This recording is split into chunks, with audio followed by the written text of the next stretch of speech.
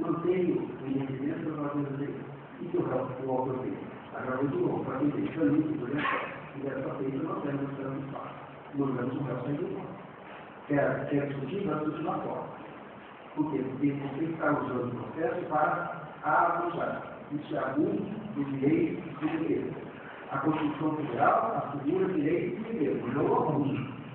Então, eu vejo que a tutela da espada pode ser concedida ou para evitar riscos de dano ou para neutralizar abusos. Riscos de dano. Inciso 1, 273 do Código Processo Civil. Abusos. Neutralizar abusos. Inciso 2. Então, é bom que guarde que antecipar a tutela não significa necessariamente conceder resultados imediatos apenas para evitar que ele for embora. Não só. Também concede tutela para neutralizar eventuais abusos. Agora, veja uma coisa. Vocês acham que se você chamar a Catarina de Juliana e ela atender, tá bom? Eu tinha professores que falavam o seguinte: não se prendam aos nomes. Se você chamar a Catarina de Juliana e ela atender, valeu. Eu aprendi isso com eles, estou absolutamente convencido disso. De vez em quando alguém chega para mim e fala: professor, eu vou entrar aqui em tal ação, qual é o nome que eu dou? A ação não tem nome. Só dá nome nenhum. Se der o nome errado, também não tem nome importante. Se não tem nome nenhum, tem nome importante. O que você tem que pôr é autor, réu, pedido, causa do pedido. A ação é identificada por seus elementos. Par, pedido e a causa do pedido. Não pelo nome que você tem. O nome é relevante. Por que eu estou dizendo isso? Porque, infelizmente, está havendo uma certa confusão entre o que seja antecipação de tutela, que eu teria que explicar de forma muito especial, justamente para atender o pessoal que está começando a puxar. Há uma confusão entre o que seja uma antecipação de tutela e uma antecipação de cautela. Isto é, uma coisa é você antecipar a tutela, outra coisa é você antecipar uma cautela. Há confusão quanto a isso, eu já vou explicar. Agora, a confusão acaba sendo muito mais conceitual do que prática. O que eu quero precisar é o seguinte: a parte entrou uma ação e chamou essa ação de cautelar? Sim. Não é cautelar? Não. Mas o pedido está certo? Sim. A causa do pedido está certo? Sim. Então, esquece o cautelar. Um dia desse, olha o absurdo. Alguém foi em São Paulo, uma ação cautelar, dizendo o seguinte: eu quero, não, perdão, eu estou com antecipação do cara, eu quero a sustação do protesto desse título por causa disso. Ao juiz falou assim: não, antecipação tutela, isso não cabe antecipação tutela, indefiro.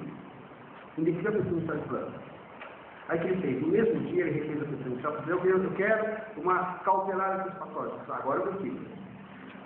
Observa uma coisa: ele mudou só o nome. O pedido a mesmo, a causa do pedido a mesmo. Esse juiz ficou preso aqui, ficou preso num conceito, mas não ficou preso numa realidade. O juiz que prende a conceitos, ele esquece qual é a razão do processo. Então, me permite dar um exemplo quanto a isso. Saindo um pouco do tema, mas mostrando que não se deve ficar preso a conceitos.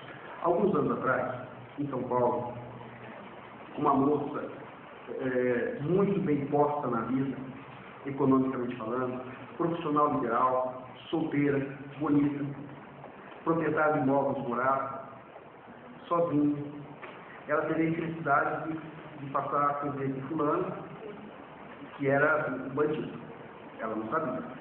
Ele se instalou na casa dela e passou a partir daí, passou a atormentar a vida dela de todos os modos. Isso foi em 88. O que essa mulher fez? Ela chegou para ele e falou: você sai da minha casa. E ele falou: não saio. E ainda ameaçou de morte. O que ela fez? Ela contratou um advogado. Ela contratou um advogado e entrou em juízo dizendo o seguinte: eu quero uma sentença que coloque o fulano na rua, porque a casa é minha, nós não somos casados, ele me ameaça de morte, eu quero que saia. E entrou com uma ação cautelar para os corpos, numa vara de família. O juiz da vara de família disse o seguinte: onde já se viu entrar com ação de separação de corpos, em vara de família, concubinato, concubino, que coisa horrorosa. Aqui a gente só cuida de marido e mulher, não de concubinos. Isso não é assim não, isso é vara civil. E não deu a liminar. Aí mandou para a vara civil, recebeu o processo. O juiz da vara civil falou assim: onde já se viu em vara civil conceder-se separação de corpos? Isso é matéria de vara de família. E não deu a liminar. Isso suscitou uma coisa chamada conflito de competência, para que o tribunal dissesse qual dos dois, vara de família, vara civil, ia julgar a causa. Foi o tribunal. O tribunal, depois de 1 ou 2 meses, o tribunal falou assim: a competência, hoje seria diferente, mas naquela época disse: a competência é da vara de família. E assim saiu o acordo pela competência da vara-família, o advogado dessa mulher entrou em juízo, o seguinte: eu agradeço profundamente o resultado obtido, mas eu tenho que informar que nesse meio tempo, enquanto os fiscais discutiram para saber quem era competente, ele a matou, colocou no porta-malas do carro e incendiou o veículo. Essa história triste demonstra uma coisa: enquanto o cara está discutindo conceitos, esqueceram o fundamental, porque para conceder tutela, basta que o juiz esteja investido de poder jurisdicional. O resto resolve depois. O resto você resolve depois. Portanto, a concessão de tutela adicional por qualquer juiz depende apenas de que ele seja juiz, investido em poder jurisdicional, tendo a sua respectiva justiça, claro. Claro, óbvio. Mas qualquer juiz pode conceder qualquer tutela adicional emergencial, qualquer tutela cautelar emergencial, e depois vamos discutir competência. Por uma razão singelíssima. O juiz Jacarezinho concede uma liminar, depois diz: eu concedi a liminar para urgência, mas não é comigo não, é Cambará. E manda para Cambará. Se o juiz de Cambará entender que a competência de Cambará, se quiser manter a tutela do Estado, ele mantenha, é provisória. Se ele quiser caçar, ele caça. O fundamental é: discute-se competência depois de imediatamente resolver o problema. Depois resolve a questão da competência. Questão de competência é questão técnica. É questão técnica. O fundamental é que você primeiro resolva o problema nessas situações emergenciais.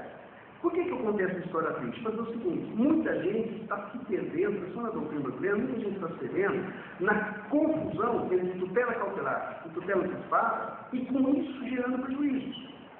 Então, até um apelo que eu faço, nós vimos que eu posso falar isso para os alunos, eu falo o seguinte: olha, gente, se o autor entrar em juízo e chamar a Madalena de Catarina, mas você perceber que a Madalena não é a Catarina, e sim a Madalena mesmo, você conceda para a Madalena, e esqueça a Catarina.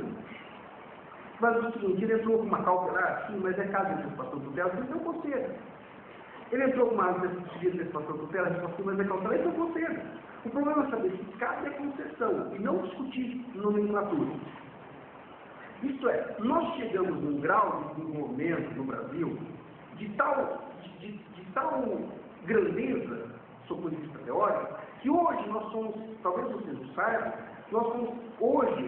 estamos hoje entre os maiores teóricos de direito do mundo. Talvez vocês não saibam disso. Eu vi participando de congressos internacionais, o Código do Processo Brasileiro é um dos códigos mais elogiados da Europa. Possivelmente vocês não usem lá. Mas, de qualquer forma, o rigor lógico, o rigor científico dos juristas brasileiros hoje é reconhecido no mundo todo. No mundo todo. Nós estamos perdendo o futebol, nós estamos perdendo a área de direito. Só que, na verdade, nós temos um grau de sofisticação tal que nós estamos esquecendo a realidade. Nós estamos já flutuando. Isso é, nós estamos raciocinando num patamar de abstração tão alto que essas abstrações ignoram a realidade. Então, por favor, existem diferenças entre tutela antecipada e tutela cautelar? Resposta clara que existe. Existem diferenças conceituais? Claro que existem. Existem diferenças técnicas? Claro que existem. Mas no dia a dia, se a parte formular o pedido errado, a não utilizar a nomenclatura errada, mas o juiz perceber que o pedido está certo, que as características estão ali, que os pressupostos estão ali, o que ele faz? O bom juiz ele vai dizer o seguinte: apesar do nome, eu concedo. Apesar de não ser bem isso, eu concedo. Quais então seriam as diferenças de uma tutela cautelar e uma tutela antecipada? Observe uma coisa sinteticamente. Em primeiro lugar, a tutela antecipada é conferida no processo principal onde essa tutela é buscada. No fundo, o que se faz é antecipar para agora aquilo que nesse mesmo processo se concederia ao final. Ao invés de só mandar pagar alimentos ao filho, depois da sentença, daqui a um ano, manda ir pagando já.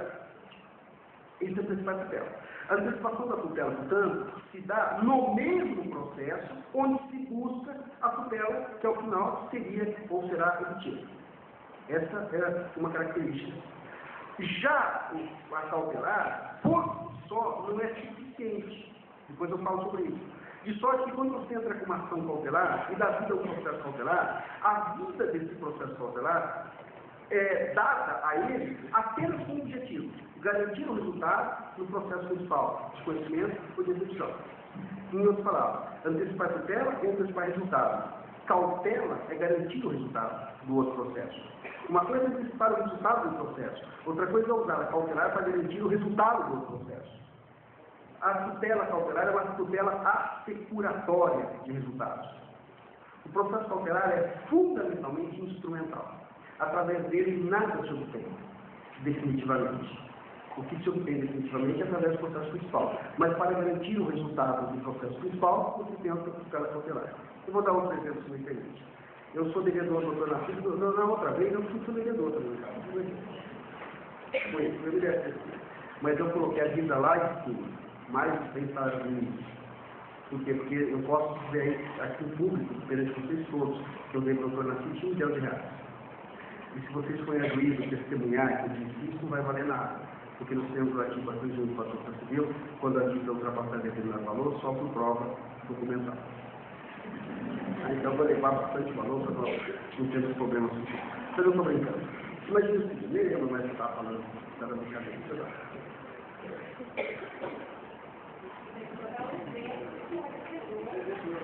Me desculpe, mas não lembro que eu estava dando exemplo para vocês.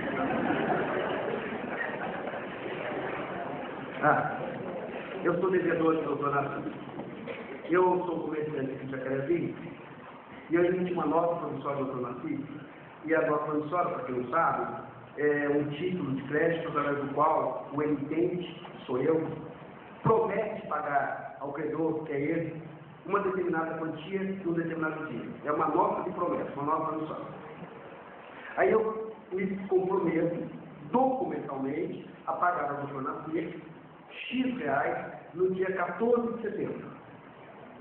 E como eu disse, eu sou um comerciante aqui de Jacarezinho. Aí acontece o seguinte, o doutor Narciso passa em frente ao meu comércio hoje e vê assim uma placa escrita assim, liquidação, apagão, 90% de abatimento. Eu estou vendendo tudo que eu tenho por 90% de liquidação. Ele fica meio espantado, porque afinal de contas, 90%, isso é praticamente uma doação, não é uma liquidação. Aí ele passa em frente à minha casa e a minha casa está vazia. Aí ele pergunta para o vizinho e fala assim, mudaram durante a noite, vamos fazer já está. Fizeram mudança durante a noite, não sei quanto foi. Parou o caminhão aqui, foi tudo muito forte. A casa está vazia. Aí ele passa de novo frente na loja e eu não estou lá. Ele tem fundados motivos para recear que no dia 14 de setembro ele não vai receber o dinheiro. Entenderam?